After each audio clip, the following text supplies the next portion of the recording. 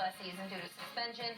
But even when he was on the field, the numbers didn't compare to what people in the league had seen from him in the past when he was with the Houston Texans. But now he's got a full offseason under his belt. Considering those numbers, production, everything you saw from Deshaun Watson last year, the second half of last year in Cleveland, guys, do you think the Browns potentially are being overlooked in the whole of the AFC? It's really hard, Jamie, because we've said this on this show, and if you're watching in August, you're building your fantasy team, you're trying to make your Super Bowl predictions.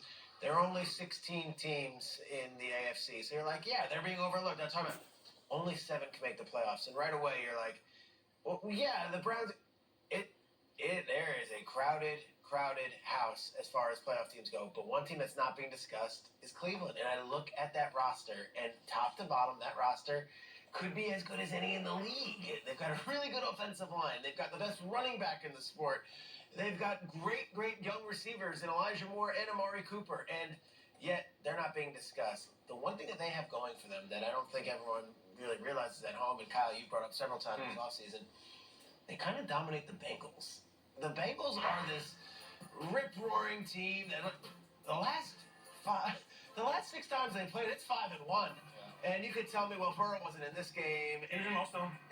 Guys, why isn't this talked about? It's not talked about because the Browns haven't been in that conversation come January. Now, look, you look at what happened last year, and it was Jacoby Brissett for the first few weeks, and there was some other action. Then eventually in Week 11, we saw Watson, and it was not the Watson that we had seen 18 months earlier. Deshaun Watson was not the same player.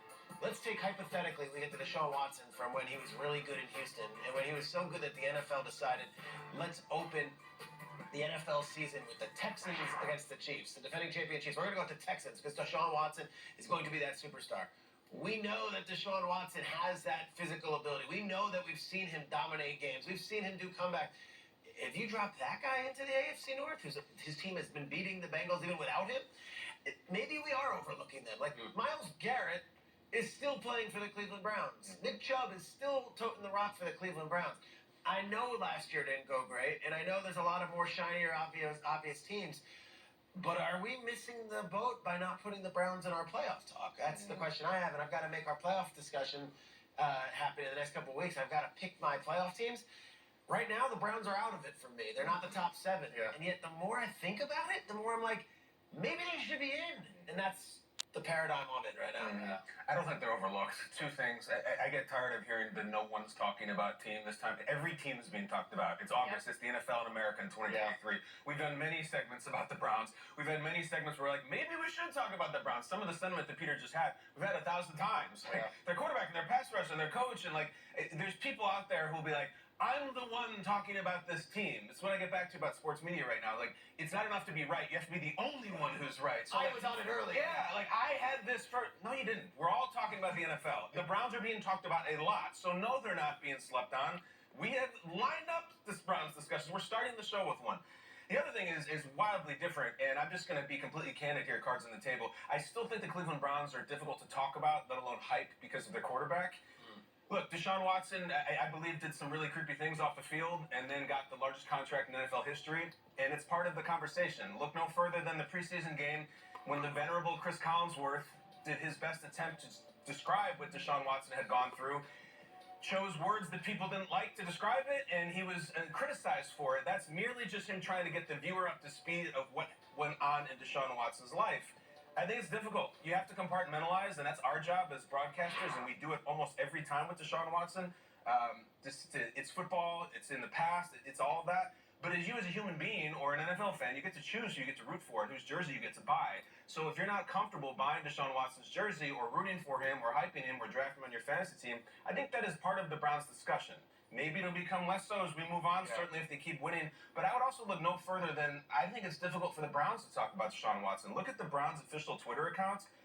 It's not a lot of their star quarterback with the biggest contract in NFL history. He's there, but like if you look at the Bills with Allen or the Chargers with Herbert, it's like our quarterback, and it's the slow motion QB1. That stuff's not there. And I sympathize with those people who have to run that account because it is difficult. And the times they do put Deshaun Watson stuff, the comments are not pretty, and nor should they be.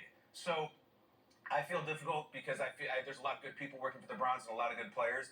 But this is part of the discussion. It's not something you just snap your fingers and say, yeah, I love it. I'm totally in. I love this guy. I love this team. It's very difficult to do. We're going to try to keep it to football, but it's still hard. And you're basically breaking the fourth wall when you say that. I think that's appreciated by the viewer. I would say the NFL had the Hall of Fame game, and they were promoting the Hall of Fame game. It was heavy. And it was Myles Garrett's face. Not every team has a defensive line. And it was Myles Garrett versus Aaron Rodgers. It wasn't Watson versus Rodgers. Now, is that because Garrett's a bigger star? No, it's not. And that's part of it. We're ignoring everything to say it's not. I appreciate you saying it that way. Because I struggle saying his name sometimes still. It fumbles. It's like a tough verbal fumble for me at times. And so I appreciate you kind of like laying it out that way because I think it's very, very challenging. Sure. It's the question, Jay. Are they being overlooked? I think they would be talked about more if more people were more comfortable talking about Deshaun Watson. I think that is part of what this question we're starting the show with. I think that's part of it. No doubt about it. And I think that's the very reason that the answer to the question is yes. Are they being overlooked in the AFC because of that? And one thing you mentioned is you feel bad because you know there are a lot of good people in Cleveland. I was there. I was in that building for a year in 2017 where it wasn't fun to be there. And there are some amazing people in that building. And Shrey's, you alluded to as I wrap it kind of up is as you look at their roster and you look at everybody there, their depth chart, the whole nine, just like, all right, Myles Garrett is one of the best defensive players in the entire NFL. Nick Chubb is one of the best running backs in the NFL. You look at everything around the roster and it's just like, yeah, this is a team that should be contending for the playoffs. Like, you should really have them in their conversation. But because of the Deshaun Watson situation, we don't want to do it because we feel bad as we're talking about and we're hyping them up because you can't talk about the Browns being a playoff team and having an actual opportunity to make a run without saying Deshaun Watson is going to be really good this year. He's going to go back to form. He's going to be the guy we saw in Houston. So because of all of that, we are overlooking him because we don't want to put him in that conversation. And last year we watched Deshaun Watson and it wasn't good. And he hadn't played football in a long time. And he made mistakes and he was going through having to deal with that and talk about it, let alone the people that he impacted. That whole situation was just, like you said, was like a cloud just over Cleveland the entire time that no one discussed it. And I think because of that, the rest of the players on the roster, the rest of the people in the organization, they're not getting the same hype when we talk about them. So we're not putting them there. And I think because of that, they are being overlooked in the AFC. Or they are a potential team to win the Super Bowl and we think they have the greatest odds in the NFL? Maybe not. But they're a team in their division with a really good four teams. Pittsburgh, Cincinnati, and Baltimore, but they're in there. The talent on their roster puts them right at the very top of that division. The biggest question mark on their roster is their quarterback, Deshaun Watson. Not only his play on the field, but the question marks around who he is as a person. So it makes it very difficult to talk about them. But as far as strictly football goes, yes, the Cleveland Browns are a really good football team. It's like reaching back into a rose bush looking for a rose, and you keep getting like pricked every time you go in there, and you're just like, I didn't want to get that one. I wanted that flower, but I keep. Anytime a quarterback signs a new contract, I feel that this bubbles up again because you compare it to Deshaun Watson, you compare it to the guaranteed money, so it's like this unfortunate like circular thinking. I go to the division as well, and this is still a team in the last 10 years, and I know people have changed, coaching staff, personnel have changed. This is still a team in NFL history that didn't win a game one season in the last 10 years. It is also hard, I think, to shake that stigma as an organization nationally. People just kind of look at the Browns like they are going to have one or two, I think, really solid years to convince people that Good Morning Football is talking about you at 7A, and it's not using the word overlooked. Well, they had it, right? And then it went away. Like that Baker Mayfield year. It was like an amazing run. And then we were back in the rut last year. I asked a question, at what point is it okay to say, all right, Deshaun Watson's the quarterback there, they have a good football team. I'm not even going to mention, all right, why he was suspended, he didn't play till week 11. At what point is it just like, yeah, we know it's past, but now we're just talking about football because it's football season. The NFL made the decision on what the punishment should be. I will say this. In between the lines, the players, though, they're not worried about it. So the football itself, it's how we talk about it. And how, to your point, Chris Collinsworth is trying to artfully dance around.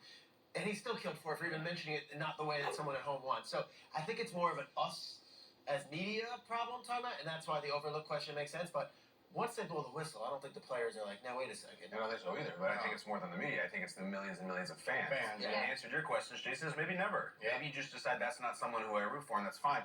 And I can see this kind of an eye roll factor about it's August, and it's here as a Thursday morning. Why are we dragging this up? Authenticity. Like this is what people are talking about. It's very easy to say, I love what they did with the pass rush, and I think that all that stuff is fine. What is the elephant in the room? And having an actual real conversation. If you're saying that's not part of the conversation, you're not paying attention. Yeah, it was a year ago that we were all sitting here having very hard conversations about the initial suspension that came down about Deshaun Watson. And frankly, I don't, in this topic in particular, I don't really care about what the 53 guys think about when the whistle is blown. I care about what the